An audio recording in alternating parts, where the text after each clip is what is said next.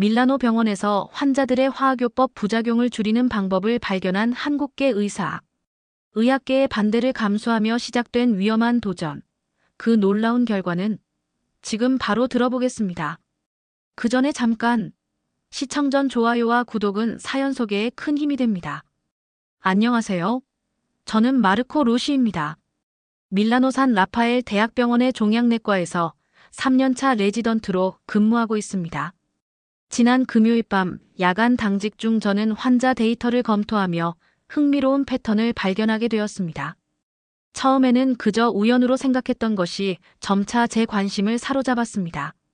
병원 컴퓨터 화면을 들여다보며 지난 6개월간의 환자 차트를 분석하던 중 한국인 환자들이 화학요법 후 부작용에서 회복되는 속도가 다른 환자들보다 평균적으로 빠르다는 사실을 알게 되었습니다. 특히 백혈구 수치 회복과 소화기 증상 완화 면에서 뚜렷한 차이를 보였습니다. 호기심에 이끌려 더 많은 사례를 찾아보니 이러한 경향이 우연이라고 보기에는 너무 일관된 패턴을 보였습니다. 다음 날 아침 회진 후 이 발견에 대해 수석 의사인 벨리니 교수님께 말씀드렸습니다. 제 열정적인 설명에도 불구하고 그의 반응은 예상대로 차가웠습니다. 로시 선생, 표본이 너무 작소. 한국인 환자가 몇 명이나 된다고? 10명도 안 되잖소. 통계적으로 의미 없는 수치요. 그보다는 새 항구 토제 프로토콜에 집중하는 게 좋겠소. 교수님의 말씀은 분명 논리적이었습니다. 하지만 제 마음 한구석에서는 이것이 단순한 우연이 아니라는 확신이 자라고 있었습니다. 병원을 나와 집으로 향하는 지하철 안에서 저는 문득 외할머니를 떠올렸습니다. 제 외할머니는 서울에서 태어나 이탈리아 유학생이었던 할아버지와 결혼해 밀라노에 정착하신 분입니다. 어린 시절 할머니는 항상 음식이 약이다라고 말씀하시며 매일 된장국과 김치, 다양한 나물 반찬으로 가득한 식탁을 차려주셨습니다. 감기에 걸리면 약국에 가기 전에 먼저 생강과 대추, 미나리를 넣은 특별한 차를 끓여주셨고 배탈이 나면 죽과 함께 김치를 오래 숙성시켜 만든 국물을 마시게 하셨습니다. 집에 도착한 저는 할머니가 남겨주신 오래된 노트를 찾아보았습니다. 손때 묻은 그 노트에는 다양한 건강 문제에 대한 음식 처방이 꼼꼼히 적혀 있었습니다. 특히 눈에 띄는 것은 몸의 독소를 제거하는 음식에 관한 페이지였습니다. 할머니는 발효식품이 체내 독소 제거와 면역력 강화에 도움이 된다고 적어두셨습니다. 화학요법은 본질적으로 환자에게 통제된 독소를 주입하는 과정입니다. 암세포를 죽이는 동시에 건강한 세포도 손상시키기 때문에 심각한 부작용을 일으킵니다. 만약 할머니의 말씀처럼 특정 음식이 이런 독소를 더 효과적으로 제거하는 데 도움이 된다면 한국인 환자들이 보이는 더 빠른 회복이 그들의 식습관과 관련이 있을 가능성이 있지 않을까요? 다음 날 병원 식당에서 점심을 먹으며 저는 한국인 환자들의 차트를 다시 검토했습니다. 그들 대부분이 병원 급식 대신 가족들이 가져오는 집에서 준비한 음식을 먹고 있다는 기록을 발견했습니다. 호기심에 이끌려 한 환자의 병실을 방문했을 때 작은 보온 용기에 담긴 된장국과 여러 반찬을 보게 되었습니다. 이 우연한 관찰에서 하나의 가설이 떠올랐습니다. 한식, 특히 발효식품이 화학요법 후 인체의 회복 과정에 긍정적인 영향을 미칠 수 있다는 것입니다. 이것이 사실이라면 모든 환자에게 적용할 수 있는 중요한 보조치료법이 될 수 있을 것입니다. 벨리니 교수님의 회의적인 반응에도 불구하고 저는 이 가설을 검증할 방법을 찾기로 결심했습니다. 다음 날 아침 병원 영양사 로렌자를 만나기 위한 약속을 잡았습니다. 이것이 제 인생을 바꾸게 될 여정의 시작이 될 줄은 그때 전혀 알지 못했습니다. 로렌자와의 만남은 예상보다 쉽지 않았습니다. 병원 카페테리아에서 그녀를 기다리며 제 가설을 어떻게 설명해야 가장 논리적으로 들릴지 고민했습니다. 영양사로서 10년의 경력을 가진 로렌자는 과학적 근거 없는 주장에 쉽게 설득되지 않을 것이 분명했습니다. 그녀가 도착하자 저는 발견한 데이터와 한국인 환자들의 회복 패턴을 차분히 설명했습니다. 예상대로 로렌자는 처음에 회의적인 표정을 지었습니다. 그러나 제가 준비해온 환자 차트와 혈액 검사 결과를 보여주자 그녀의 표정이 조금씩 바뀌기 시작했습니다. 특히 김 씨의 사례가 그녀의 관심을 끌었습니다. 65세의 위암 환자인 김 씨는 첫 번째 화학요법 세션 후 극심한 메스꺼움과 백혈구 감소로 일주일간 입원했지만 가족들이 한식 도시락을 가져오기 시작한 두 번째 세션 이후에는 부작용이 현저히 줄어들었습니다. 그의 혈액 검사 결과는 면역세포의 회복 속도가 예상보다 훨씬 빨랐음을 분명히 보여주었습니다. 로렌자는 데이터를 자세히 살펴본 후 이것이 우연의 일치 이상일 수 있다는 점에 동의했습니다. 그러나 병원 프로토콜을 변경하려면 철저한 임상 연구와 여러 단계의 승인이 필요하다는 현실적인 문제를 지적했습니다. 공식적인 연구는 계획부터 승인까지 수개월, 심지어 몇 년이 걸릴 수 있었습니다. 저는 더 신속하게 진행할 수 있는 방법을 제안했습니다. 영양 보충 프로그램이라는 명목으로 화학요법 부작용으로 고통받는 소수의 환자들에게 한식 기반 식단을 제공하는 비공식적인 파일럿 연구를 시작하자는 것이었습니다. 로렌자는 잠시 고민하더니 5명 이하의 자원자에 한해 시도해 볼 수 있다고 조심스럽게 동의했습니다. 다음 과제는 적합한 환자를 찾는 것이었습니다. 화학요법의 부작용으로 특히 어려움을 겪고 있으며 새로운 접근법에 열린 마음을 가진 환자들이 필요했습니다. 환자 명단을 검토한 끝에 유방암, 대장암, 림프종 환자 등 5명을 선정했습니다.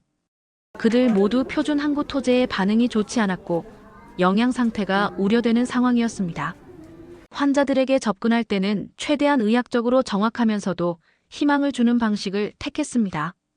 이 식단이 기적적인 치유를 약속하는 것이 아니라 부작용 관리를 위한 보조적 접근법임을 분명히 했습니다. 놀랍게도 모든 환자가 열린 마음으로 시도해보겠다고 동의했습니다. 특히 53세 유방암 환자 콘티 씨는 이전 화학요법 후 10kg 이상 체중이 감소할 정도로 심각한 식욕부진을 겪고 있어 어떤 대안이든 시도해볼 의지가 강했습니다. 이제 가장 어려운 문제가 남았습니다. 실제로 한식을 준비하는 일이었습니다. 병원 주방을 공식적으로 사용할 수 없었기에 저는 제 작은 아파트 주방에서 직접 음식을 만들기로 결정했습니다. 할머니의 노트를 지침으로 삼아 주말 내내 된장과 김치를 담그는 법을 익혔습니다. 유튜브에서 한국 요리 채널을 찾아 시청하고 밀라노 외곽의 아시안 마켓에서 필요한 재료들을 구입했습니다. 첫 번째 도전은 김치 담그기였습니다. 배추를 절이고 고춧가루와 생강, 마늘로 양념을 만들고 발효 과정을 시작하는 모든 단계가 실험실 작업처럼 정확해야 했습니다. 된장은 이미 완성된 제품을 구입했지만 차후에는 직접 만들어보고 싶었습니다. 미역과 다시마로 육수를 내고 계절 채소로 나물을 무치는 과정에서 할머니의 부엌에서 보냈던 어린 시절이 생생하게 떠올랐습니다. 월요일 아침 5개의 도시락통에 정성스럽게 식사를 담았습니다. 기본 메뉴는 된장국, 현미밥, 김치, 그리고 다양한 나물 반찬이었습니다. 모든 식재료는 항산화 성분과 프로바이오틱스가 풍부하도록 선택했고 환자들의 입맛에 맞도록 양념은 최소화했습니다. 병원에 도착했을 때 예상치 못한 상황이 발생했습니다. 동료 레지던트 파울로가 제가 들고 온 도시락 가방에 의문을 표했습니다. 그는 저의 허둥지둥한 설명에 의심의 눈길을 보내다가 결국 제 사무실로 따라와 모든 것을 알게 되었습니다. 순간 위기라고 생각했지만 파울로는 오히려 흥미로워했습니다. 그의 어머니도 최근 암 진단을 받았기에 환자들의 삶의 질을 개선할 수 있는 모든 가능성에 열린 마음을 가지고 있었습니다. 그날부터 우리의 비밀 영양 프로젝트가 본격적으로 시작되었습니다. 매일 아침 저는 신선한 도시락을 준비해 병원으로 가져왔고 로렌자의 도움으로 환자들에게 전달했습니다. 파울로는 환자들의 상태를 더 자주 확인하고 혈액 검사 결과를 세심하게 모니터링하는 일을 맡았습니다. 우리는 모두 이 작은 실험이 어디로 이어질지 그리고 발각되었을 때 어떤 결과가 기다리고 있을지 알지 못했습니다. 한 달이 지난 시점에서 우리의 비공식 실험은 예상을 뛰어넘는 결과를 보여주기 시작했습니다. 매일 환자 차트를 검토하며 저는 점진적이지만 분명한 변화 패턴을 발견했습니다. 특히 백혈구 수치의 회복 속도가 주목할 만했습니다. 화학요법 후 면역세포가 최저점에 도달하는 기간 나디르 기간이 평균 2일 정도 단축되었고 회복 곡선의 기울기도 가파르게 나타났습니다. 가장 극적인 변화를 보인 환자는 콘티 씨였습니다. 이전 화학요법 세션에서 그녀는 극심한 메스꺼움과 식욕부진으로 수액 치료를 받아야 했고 체중 감소가 심각한 수준에 이르렀습니다. 그러나 한식 기반 식단을 시작한 후 세 번째 화학요법 세션에서는 메스꺼움이 현저히 감소했고 식사량도 늘어났습니다. 그녀의 기분과 에너지 수준도 눈에 띄게 향상되었습니다. 환자들의 미생물 검사 결과도 흥미로웠습니다. 발효식품을 꾸준히 섭취한 환자들의 장내 미생물 다양성이 증가했고 특히 유익균의 비율이 높아졌습니다. 이는 면역 기능과 밀접하게 연관된 변화였습니다. 환자들의 염증 수치도 평균보다 빠르게 정상화되는 경향을 보였습니다. 환자들의 주관적인 피드백도 매우 긍정적이었습니다. 특히 김치의 새콤한 맛이 화학요법으로 인한 금속성 입맛을 완화시켜준다는 의견이 많았고 된장국의 구수한 맛이 식욕을 증진시킨다는 반응도 있었습니다. 처음에는 낯선 음식에 의구심을 품었던 환자들도 이제는 매일 도시락을 기대하게 되었습니다. 파울로와 함께 데이터를 분석하던 중 우리는 또 하나의 의미 있는 패턴을 발견했습니다. 항구 토제 사용량이 전반적으로 감소했다는 것입니다. 일부 환자들은 처방된 항구 토제의 복용 횟수를 스스로 줄이기 시작했고 이는 약물 의존도 감소와 의료비 절감으로 이어질 수 있는 중요한 발견이었습니다.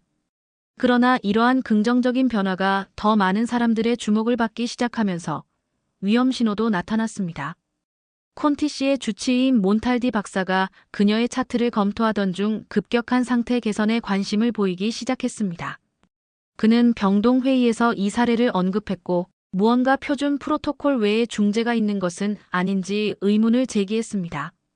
상황은 더욱 복잡해졌습니다. 다른 환자들도 한식 도시락에 대해 이야기하기 시작했고 병동 간호사들 사이에서 소문이 퍼지기 시작했습니다. 특히 45세 림프종 환자 베르티 씨의 형은 병원 이사회 임원이었는데 그가 형제의 놀라운 회복에 관심을 보이며 자세한 설명을 요구했습니다. 로렌자는 이 상황에 대해 우려를 표했습니다. 그녀는 행정적인 문제가 발생할 가능성을 경고하며 공식적인 채널을 통해 연구 제안서를 제출할 것을 권고했습니다.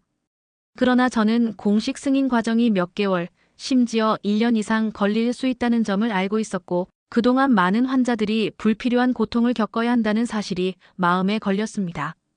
파울로는 중간 지점을 제안했습니다. 현재의 파일럿 그룹에서 더 체계적인 데이터를 수집하여 강력한 예비 연구 결과를 구축하는 동시에 병원 영양위원회에 비공식적으로 접근하여 지지를 얻는 방법을 모색하자는 것이었습니다. 우리의 토론이 진행되는 동안 갑작스러운 노크 소리가 사무실 문을 울렸습니다. 문이 열리고 벨리니 교수가 서 있었습니다. 그의 표정은 읽기 어려웠지만 그가 손에 들고 있던 것은 분명 콘티 씨의 의무 기록이었습니다.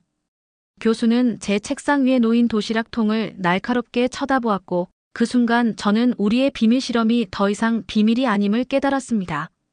저는 심장이 빠르게 뛰는 것을 느끼며 앞으로 펼쳐질 상황을 예상하려 했습니다.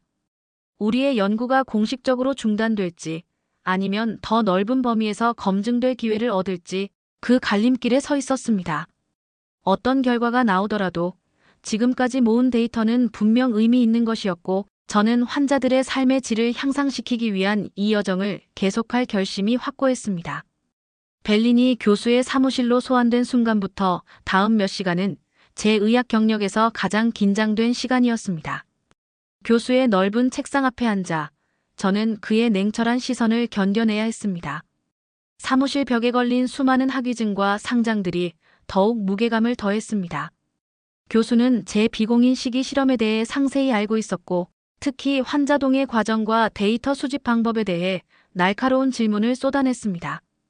벨리니 교수는 제 행동이 병원 윤리 규정의 여러 조항을 위반했다고 지적했습니다. 승인되지 않은 중재를 제공한 것, 정식 동의 절차를 우회한 것, 그리고 잠재적 위험이 있는 식품 발효식품을 면역력이 저하된 환자들에게 제공한 것 등 심각한 혐의였습니다. 그는 즉시 모든 활동을 중단하고 병원 윤리위원회에 이 문제를 회부할 것이라고 알렸습니다. 2시간 후 저는 병원 5층의 회의실에서 열린 긴급윤리위원회 회의에 출석했습니다. 위원회는 윤리학 교수, 법률 고문, 선임의사들, 그리고 환자 권리 대표로 구성되어 있었습니다. 벨리니 교수가 먼저 발언하며 제 행동의 부적절함을 강조했고, 이어서 제가 변론할 기회를 받았습니다. 준비해온 자료들을 꺼내며 저는 최대한 객관적이고 과학적인 논조로 제 연구, 동기와 관찰 결과를 설명했습니다. 환자들의 개선된 혈액 검사 결과, 항구 토제 사용량 감소, 그리고 삶의 질 향상에 관한 데이터를 차례로 제시했습니다. 또한 전통 한식의 발효 과정과 그 영양학적, 면역학적 이점에 관한 최신 연구들을 인용하며 제 가설의 과학적 타당성을 뒷받침했습니다. 위원회의 질문은 날카롭고 상세했습니다. 특히 환자 동의 과정과 식품 안전성에 관한 의문이 집중적으로 제기되었습니다. 한 위원은 면역력이 저하된 환자들에게 발효식품이 감염 위험을 초래할 수 있다는 우려를 표명했고, 또 다른 위원은 제가 개인적인 문화적 믿음을 객관적 의학에 개입시켰다고 비판했습니다. 토론이 팽팽하게 진행되던 중 예상치 못한 지원자가 등장했습니다. 콘티 씨가 직접 참석을 요청한 것입니다. 위원회의 동의를 받아 입장한 그녀는 자신의 경험을 감동적으로 증언했습니다. 이전 치료 과정에서의 극심한 고통과 한식 치료를 시작한 후의 변화를 생생하게 비교했고, 제 도시락이 그녀에게 단순한 영양 공급을 넘어 희망을 주었다고 말했습니다. 더욱 놀라운 순간은 콘티 씨가 자신의 아들을 소개했을 때였습니다. IAI 국영방송의 의학 전문 기자인 그는 어머니의 놀라운 회복 과정을 지켜보며 깊은 인상을 받았고, 이 사례를 심층적으로 조사하고 있다고 밝혔습니다. 그의 발언은 미묘한 긴장감을 회의실에 흐르게 했습니다. 3시간의 격렬한 토론 끝에 위원회는 결정을 내리기 위해 비공개 회의를 가졌습니다. 복도에서 초조하게 기다리는 동안 파올로와 로렌자가 도착해 도덕적 지지를 보내주었습니다. 콘티 씨와 그녀의 아들도 마지막까지 함께 기다려주었습니다. 마침내 위원회의 결정이 전달되었습니다. 저는 병원 프로토콜을 위반한 것에 대해 공식 경고를 받았지만 동시에 제 연구를 계속할 수 있는 조건부 승인도 얻었습니다. 조건은 엄격했습니다. 철저한 연구 프로토콜을 제출하고 모든 환자로부터 정식 서면 동의를 받으며 정기적으로 결과를 보고해야 했습니다. 또한 발효식품의 미생물학적 안전성을 확보하기 위한 표준 절차를 개발하고 영양학 전문가의 감독하에 모든 식단을 준비해야 했습니다. 위원회의 결정은 제 경력을 완전히 끝내지는 않았지만 동시에 쉬운 길도 아니었습니다. 앞으로 더 많은 검증과 행정적 장벽을 넘어야 한다는 것을 의미했습니다. 병원을 나서며 저는 복잡한 감정을 느꼈습니다. 안도감과 부담감, 그리고 앞으로의 도전에 대한 결의가 뒤섞였습니다. 다음 단계를 계획하기 위해 병원 근처 카페에 모인 저희 팀은 조용히 승리를 자축했습니다. 로렌자는 더 체계적인 영양 프로그램을 개발하는 데 전념하겠다고 약속했고, 파올로는 데이터 수집과 분석 방법을 강화하는 방안을 제안했습니다. 콘티 씨와 그녀의 아들은 환자 지지 그룹을 조직해 더 많은 사람들의 참여를 유도하겠다고 했습니다. 카페를 나서며 저는 문득 이 모든 과정이 단순한 의학적 실험을 넘어 무언가 더 큰 변화의 시작이 될 수 있다는 예감을 느꼈습니다. 그것은 전통 지혜와 현대의학의 통합, 그리고 환자 중심 치료의 진정한 의미에 대한 새로운 시각이었습니다. 이제 제 앞에는 더 철저하고 체계적인 연구를 위한 긴 여정이 펼쳐져 있었습니다. 윤리위원회의 조건부 승인을 받은 지 이틀 후 예상치 못한 이메일 한 통이 재받은 편지함에 도착했습니다. 병원의 면역학 부서장인 카르미나 갈디 교수가 저와의 면담을 요청한 것입니다. 갈디 교수는 산 라파엘 병원에서 가장 존경받는 연구자 중 한 명으로, 특히 면역 체계와 미생물군집 간의 상호작용 연구로 국제적 명성을 얻은 분이었습니다. 초조한 마음으로 약속 시간에 맞춰 그녀의 연구실을 방문했습니다. 연구실은 벽면 가득한 학술 서적과 현미경 이미지, 그리고 정교한 세포 모형들로 꾸며져 있었습니다.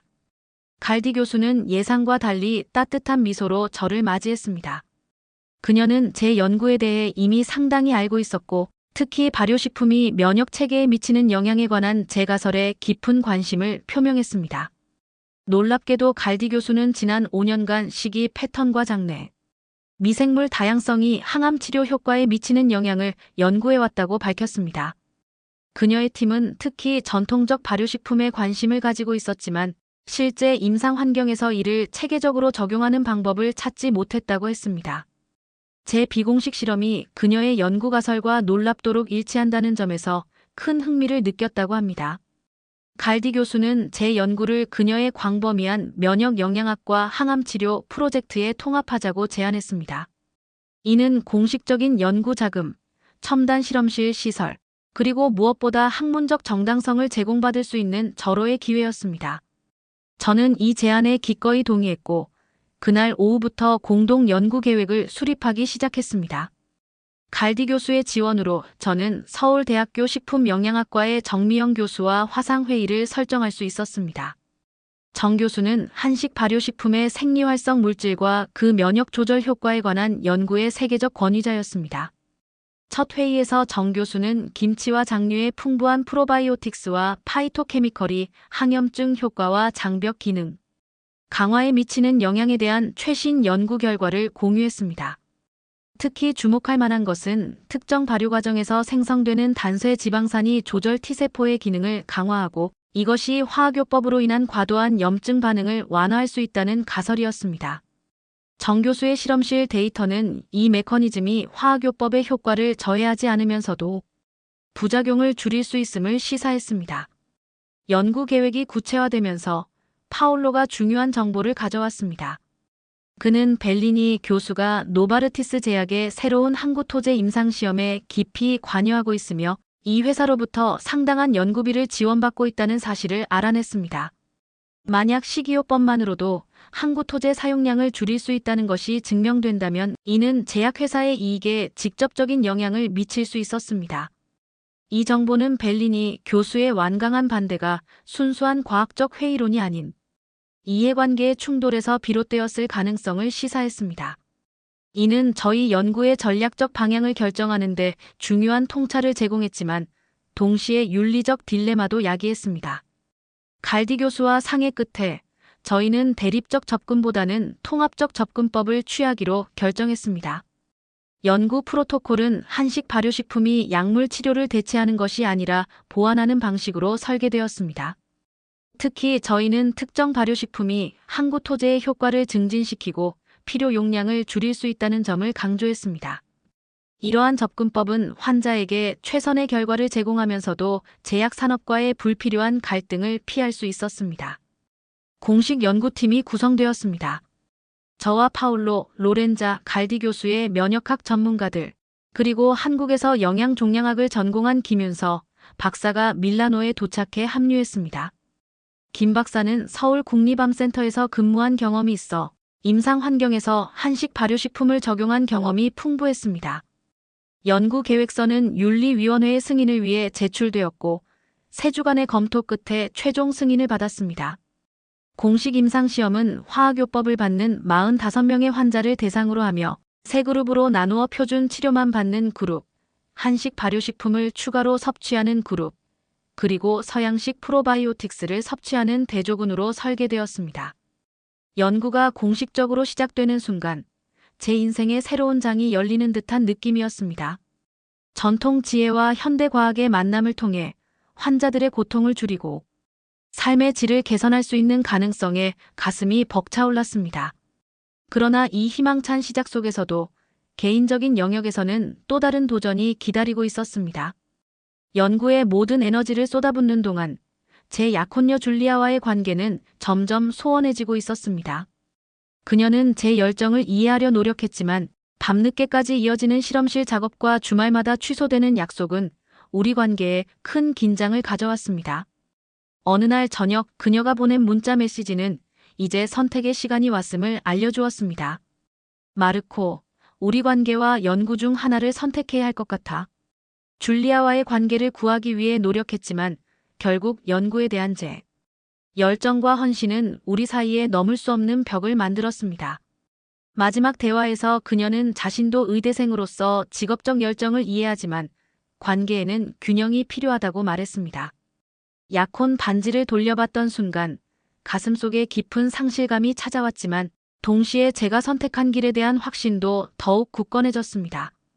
개인적 아픔을 뒤로하고 저는 더욱 연구에 몰두했습니다.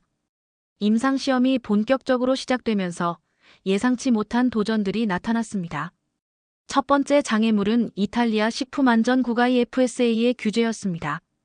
그들은 병원 환경에서 제공되는 발효식품의 미생물학적 안전성에 우려를 표명하며 엄격한 기준과 정기적인 검사를 요구했습니다. 특히 면역력이 저하된 암 환자들에게 제공되는 음식인 만큼 안전 기준은 일반 식품보다 훨씬 엄격했습니다. 김 박사의 전문 지식이 빛을 발하는 순간이었습니다. 그녀는 한국식품의약품안전처와 협력했던 경험을 바탕으로 발효식품의 안전성을 유지하면서도 유익한 미생물은 보존하는 표준화된 프로토콜을 개발했습니다. 병원 미생물학 실험실과 협력하여 모든 배치의 김치와 장류에 대한 정기적인 안전성 검사 시스템을 구축했고 IFSA의 승인을 받는 데 성공했습니다. 두 번째 도전은 병원 행정부로부터 왔습니다. 연구 규모가 확대됨에 따라 식재료 구매와 특수 주방 설비의 추가 예산이 필요했지만 행정부는 이미 책정된 연구비 이상의 지출에 난색을 표했습니다. 갈디 교수의 명성과 협상력도 한계에 부딪혔고 저희는 대안을 모색해야 했습니다. 창의적인 해결책은 로렌자에게서 나왔습니다. 그녀는 밀라노 외곽의 유기농 농부들과 협력하여 연구 파트너십 모델을 제안했습니다.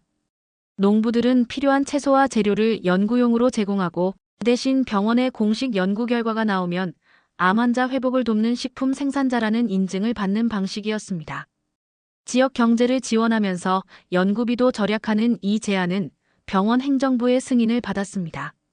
특히 젊은 유기농 농부 마르코 베네티는 한국 채소 재배에 큰 관심을 보였습니다. 그는 자신의 온실 일부를 한국 배추, 무, 고추 등의 재배에 할애했고 김 박사의 지도 아래 한국 농법을 배우기 시작했습니다. 이 협력은 연구에 신선한 재료를 안정적으로 공급할 뿐 아니라 지역사회와의 연계도 강화하는 효과가 있었습니다. 연구가 진행되는 동안 벨리니 교수의 반대는 더욱 조직적이고 미묘한 형태로 계속되었습니다. 그는 연구 방법론의 타당성에 의문을 제기하는 내부 메모를 돌리고 병원 이사회에 저희 연구가 과학적 엄격성이 부족하다는 보고서를 제출했습니다. 파올로가 입수한 정보에 따르면 벨리니 교수는 노바르티스의 고위 임원들과 여러 차례 비공개 회의를 가진 것으로 확인되었습니다. 이러한 방해에 대응하기 위해 갈디 교수는 연구 설계를 더욱 견고하게 보강했습니다. 더블 블라인드 프로토콜을 도입하고 외부 평가자를 초빙하여 데이터 분석의 객관성을 확보했습니다. 또한 국제적으로 인정받는 평가 지표를 사용하여 결과의 신뢰성을 높였습니다. 환자 모집도 순조롭게 진행되었습니다. 콘티 씨와 다른 초기 환자들의 긍정적인 경험이 입소문을 타면서 많은 환자들이 자발적으로 연구 참여를 요청했습니다. 그들 중 일부는 이미 인터넷을 통해 한식의 항암 보조 효과에 대해 알아보고 있었고 전통적인 서양 의학 외의 보완적 접근법에 관심을 가지고 있었습니다. 연구 중간 점검에서 첫 번째 데이터가 수집되었을 때 결과는 매우 고무적이었습니다. 한식 발효식품을 규칙적으로 섭취한 환자 그룹은 대조군에 비해 화학요법 후 백혈구 회복 속도가 28% 빠르고 소화기 부작용 발생률이 35% 낮았습니다. 특히 주목할 만한 것은 항구 토제 사용량이 평균 40% 감소했다는 점이었습니다. 그러나 이러한 성공적인 중간 결과에도 불구하고 제 마음 한편에는 줄리아와의 이별로 인한 공허함이 자리하고 있었습니다. 밤늦게 실험실에서 데이터를 분석하거나 다음 날의 환자 식단을 계획할 때면 문득 그녀와 함께했던 순간들이 떠올라 가슴이 아려왔습니다. 저는 이 연구가 성공적으로 완료되면 그녀에게 다시 한번 기회를 요청할 수 있을까 하는 희미한 희망을 품기도 했습니다. 임상시험이 6개월 차에 접어들면서 저희 연구팀은 중간 분석을 위한 충분한 데이터를 확보했습니다. 주말 내내 연구실에 머물며 데이터를 종합하고 통계 분석을 실시한 결과 가설을 강력하게 뒷받침하는 증거들이 나타났습니다. 한식 발효식품을 규칙적으로 섭취한 환자 그룹은 표준 치료만 받은 그룹에 비해 여러 핵심 지표에서 유의미한 개선을 보였습니다. 가장 주목할 만한 결과는 면역세포 회복률이었습니다. 화학요법 후 백혈구 수치가 최저점에서 정상 범위로 회복되는 속도가 한식 그룹에서 평균 35% 빠르게 나타났습니다. 이는 감염 위험 감소와 직접적으로 연관된 중요한 지표였습니다. 또한 염증 수치도 더 빠르게 감소하는 경향을 보였습니다. 환자들의 자가보고에 의한 삶의 질 평가에서도 뚜렷한 차이가 나타났습니다. 한식그룹은 피로도, 메스꺼움, 식욕부진 등의 증상에서 현저히 낮은 점수를 보고했으며 특히 항구 토제 사용량이 평균 40% 감소했다는 점은 경제적으로도 중요한 의미를 가졌습니다. 장내 미생물군 분석 결과는 더욱 흥미로웠습니다.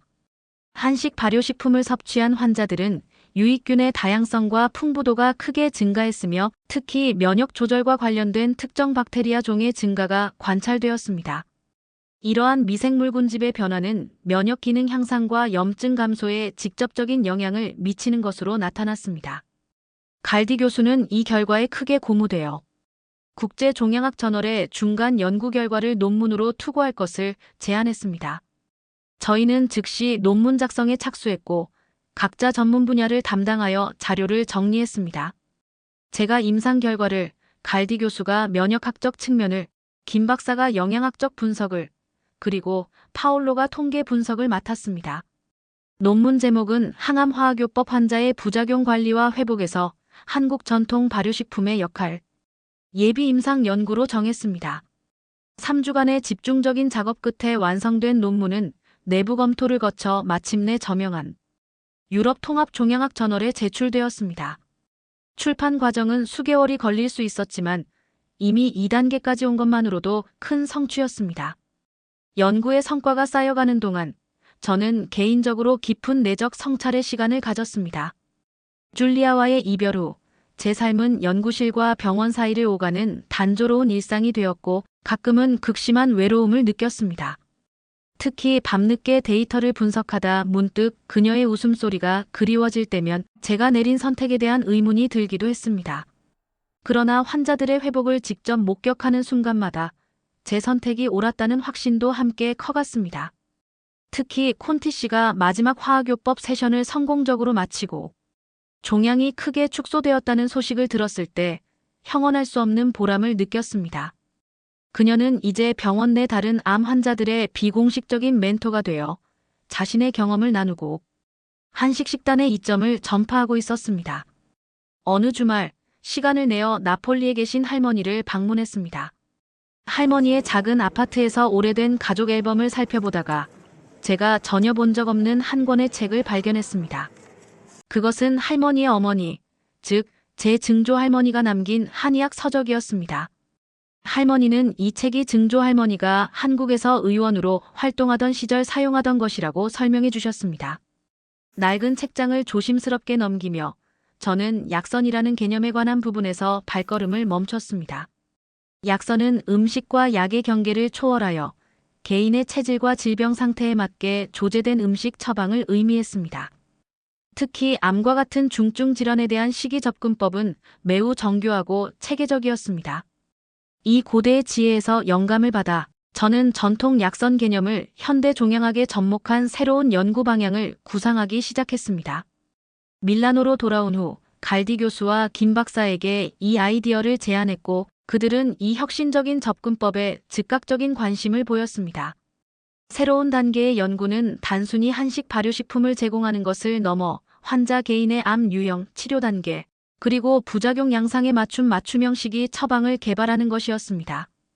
예를 들어 호중구 감소증이 심한 환자에게는 면역 증강에 초점을 맞춘 특정 발효식품과 약초를, 심한 메스꺼움을 겪는 환자에게는 소화를 돕는 특정 조합의 식이를 제공하는 방식이었습니다.